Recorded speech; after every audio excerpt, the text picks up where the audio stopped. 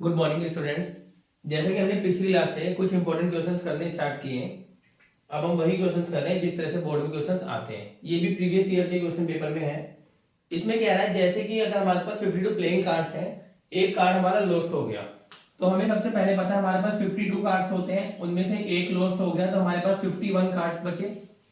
अब कह रहा है जो रिमेनिंग कार्ड्स हैं, एक कार्ड को हमने निकाला रैंडमली, तो प्रोबेबिलिटी बताना है कि जो ड्रॉन कार्ड है वो क्वीन ऑफ हार्ट हो if the lost card is black colour. देखो, अगर ये बात हमें दे रहा है, अगर ये चीज हमें नहीं देता तो हम क्वीन की कंडीशन क्या देखते हैं। देखो, रेड कलर की क्वीन कितनी होती है, जैसे हमारे पास हार्ट होगी एक, और डायमंड होगी, स्पेड होगी, इस तरह से हमारे पास टोटल 4 क्वीन होगी, जिनमें से हमारे पास देखो, अगर मैं यहाँ पे लिखूं एक बार ताकि कंफ्यूजन ना हो, क्वीन हमारे पास होती है 4, जिसमें से 2 होती है रेड और 2 होती है ब्लैक। अगर मुझे प्रोबेबिलिटी निकालनी है, प्रोबेबिलिटी, तो हमें पता है हमें नीचे लिखना होता है टोटल आउटकम और ऊपर पॉसिबल।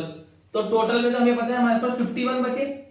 पॉसिबल में अब कह रहा है कि रेड कलर की क्वीन हो, तो रेड कलर की हमारे पास क्वीन कितनी होती है 2, पर रेड में वो कह रहा है हार्ट की क्वीन हो, तो हार्ट तो हमारे पास क्वीन बची एक, 2 रेड है पर उसमें से हमारे पास हार्ट की एक बची।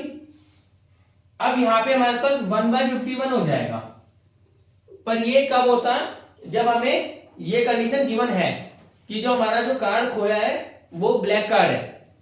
अगर मान लो सपोज हमारा रेड कार्ड ही खोया होता तो ये केस भी तो हो सकता था कि ये क्वीन ही खो गई, पर उसने इसको यहां पे सिक्योर कर दिया कि कार्ड ब्लैक खोया है, तो हमारी क्वीन की बतानी है हार्ट की प्रोबेबिलिटी, तो 1/51। इसी तरह से हमारे पास एक क्वेश्चन ये है कि 2x + 5y = -4 और 4x - 3y = 5। इनको हमें सोल्व करना है एल्जेब्रिकली। अगर ग्राफिकली होता तो हम ग्राफ बना के सोल्व करते, एल्जेब्रिकली है तो हमें एल्जेब्रा के अकॉर्डिंग सोल्व करना पड़ेगा। देखो, अगर अब हमें इन दोनों को देखते हुए समझ आ रहा है, पहले वाले में 2 है, तो अगर मैं इसको 2 से मल्टीप्लाई कर दूं तो ये 4x + 10y = -8 हो जाएगा। ये सेम रह जाएगा, एलिमिनेशन मेथड कर रहे हैं, minus plus minus sign change कर दिया, ये हो गया 13y, ये हो गया -13। तो आगे सोल्व करेंगे तो y आ गया, y हो गया हमारा -1। अब y को हम चाहे तो इस इक्वेशन में पुट कर लें, चाहे इसमें पुट करें, एक ही बात है। ये सारे कंसेप्ट हमने सिखा रखे अपनी पुरानी वीडियोस में।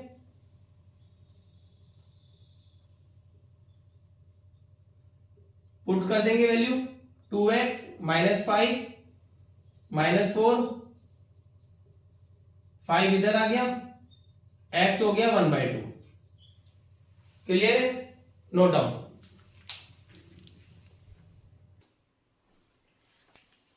नेक्स्ट क्वेश्चन है, find the ratio in which 8/5, y divides line segment joining the points this.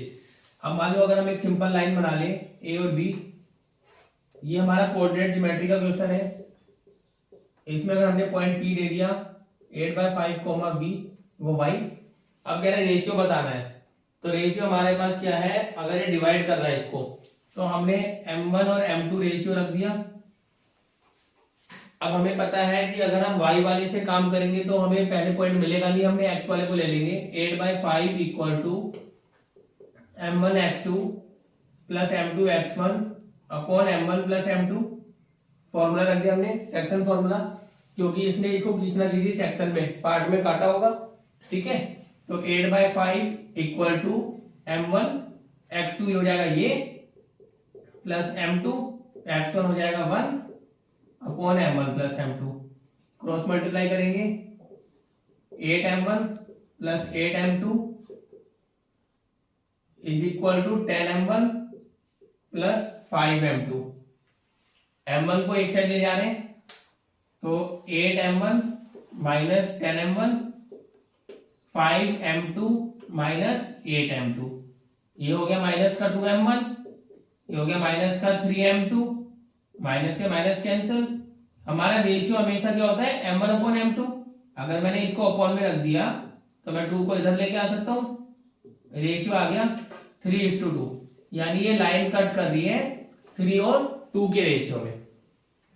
पर अभी हमें साथ साथ बोल रहा है फाइंड वैल्यू ऑफ y भी बताना है। तो y equal to m1/2 plus m2/1 upon m1 plus m2। अब हमारे पास m1 और m2 की वैल्यू है 3:2, तो हम वैल्यू रख देंगे 3/2 मतलब कि ये, प्लस m2/1 मतलब कि ये वाली वैल्यू, अपॉन 3 प्लस 2, 9 प्लस 4, ये आ गया भाई। दो ही चीजें मांगी थी, ठीक है, नोट डाउन।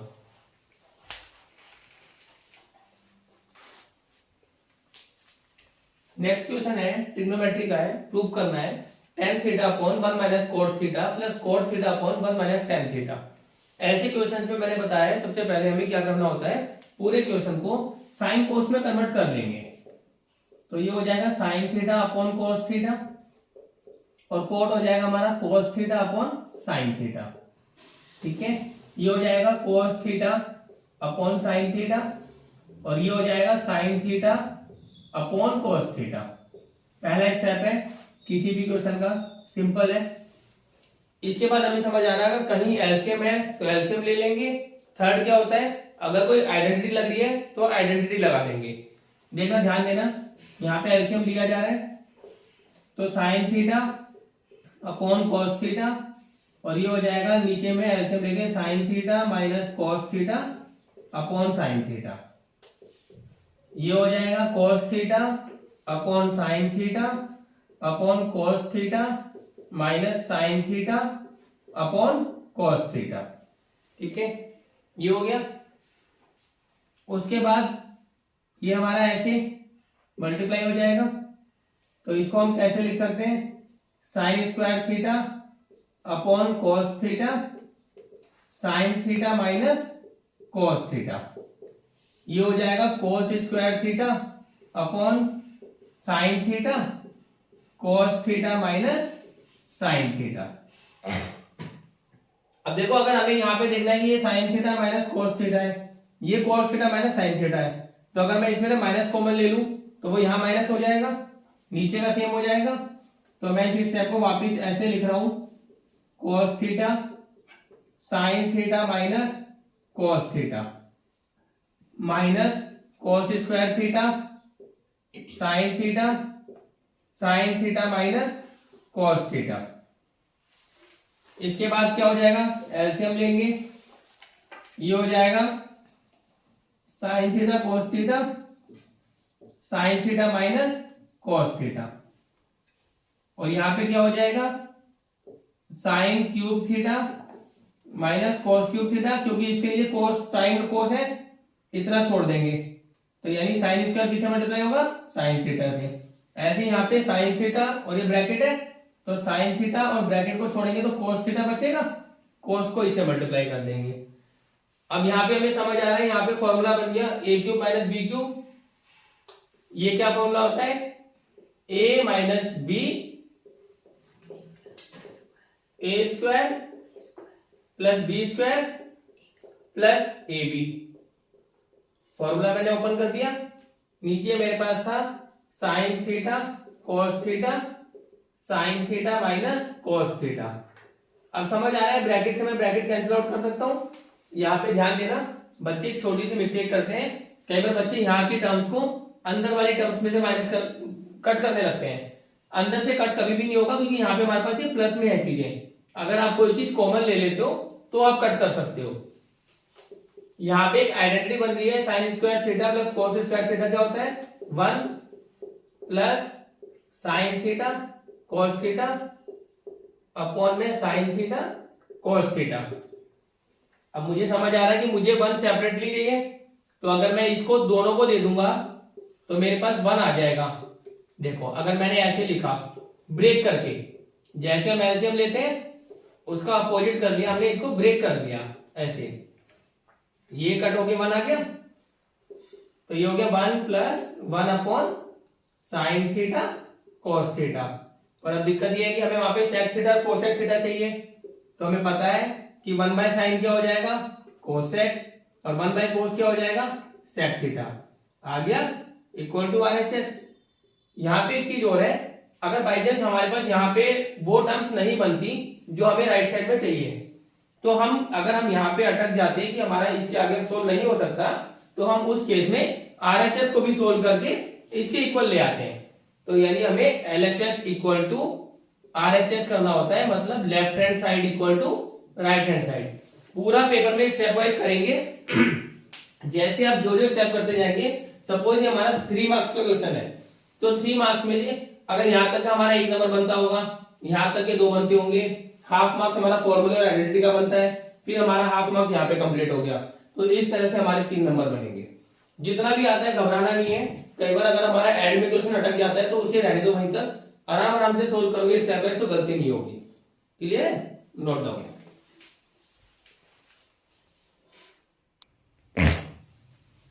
जैसा कि ये नेक्स्ट क्वेश्चन है एप्लीकेशन ऑफ ट्रिग्नोमेट्री का। From the top of a 15 metre high building, angle of elevation of the top of the tower is found to be 30 degree. From the bottom of same building, the angle of elevation of top of a tower is found to be 60 degree. Find height of the tower and distance between tower and building. यानी हमें ये समझ आ रहा है इतना पढ़ के कि एक कहीं पे बिल्डिंग है और एक कहीं पे टावर है। ऑब्वियसली टावर की हाइट बिल्डिंग से ज्यादा ही होगी। अभी कह रहा है top of a 15 metre high building, तो जितना जितना वो बोलता जाएगा उतना हम इसको मार्किंग करते रहेंगे। तो बिल्डिंग की हाइट हमें गिवन है 15 मीटर। इसके टॉप से एंगल ऑफ एलिवेशन बन रहा है टॉप ऑफ द टावर पे, मतलब यहां से इसके टॉप पे, तो ये एंगल कितना बना हमारा 30 डिग्री। ठीक है। अब bottom of the same building, तो बिल्डिंग के सेम बॉटम, यहां से एंगल ऑफ एलिवेशन बन रहा है टॉप ऑफ द टावर पे ही, मतलब टावर के टॉप पे ही जा रहा है कितना 60 डिग्री। ये एक ही पॉइंट है। Find height of the tower, यानी देखो ये तो 15 ही होगा, पर हमें ये हाइट बतानी है। तो अगर मैं अब देखो डिस्टेंस भी बताना है, यानी ये x। तो सबसे पहले अब हमें क्या काम करना है, इस वाले में लगाना पड़ेगा tan 30, तो इसको y ले लो। tan 30 हमारा p बाई b होता है, तो tan 30 की वैल्यू क्या लिखे। अगर आपको कोई भी कंफ्यूजन है, देखना हमें कई बार बच्चों को कंफ्यूजन होती है √3 और 1/√3, जल्दबाजी में गलत कर देते हैं। देखो शॉर्ट है 0 हाफ 1/√2 √3/2 1। फास्ट बनाओगे, सारे रूल्स एंड रेगुलेशन की जरूरत नहीं है, अपनी अंडरस्टैंडिंग के लिए बन रहा है रफ में ये। तो ये हो गया 1/√3 1√3। तो देखो साइन कोस्टेन 0 30, तो यानी समझ आ रहा है 30 हमारा ये हो गया। 1 मिनट भी नहीं लगी, पर गलती नहीं करनी है, क्योंकि गलती बच्चों को कई बार क्या रहती है, मैं देखता हूँ tan 30 की जगह वो √3 लिख देंगे, जबकि वैल्यू क्या आ रही है 1/√3। तो ये हो गया 1/√3 equal to y upon x। तो x आ गया हमारा √3y, इक्वेशन का नाम दे देंगे। बड़े वाले ट्राइंगल में अगर हम tan 60 लगाएंगे तो y प्लस 15 अपॉन x हो जाएगा। तो tan 60 की वैल्यू यहां से ले लेंगे √3x equal to y plus 15। अब देखो √3 x कितना था हमारा √3y, पुट कर दिया हमने वैल्यू, ये y है, तो ये हो गया 3y, y उधर जाएगा तो माइनस हो जाएगा, 2y equal to 15, y equal to 15/2 7.5। ठीक है। अब अगर हम 7.5 को 15 में ऐड कर देंगे तो हाइट आ जाएगी 22.5 मीटर, पर साथ में हमें डिस्टेंस भी मांग रहा है, यानी कि x। तो x क्या था √3y, मतलब 1.73 में 7.5 मल्टीप्लाई कर लो, x की वैल्यू आ जाएगी।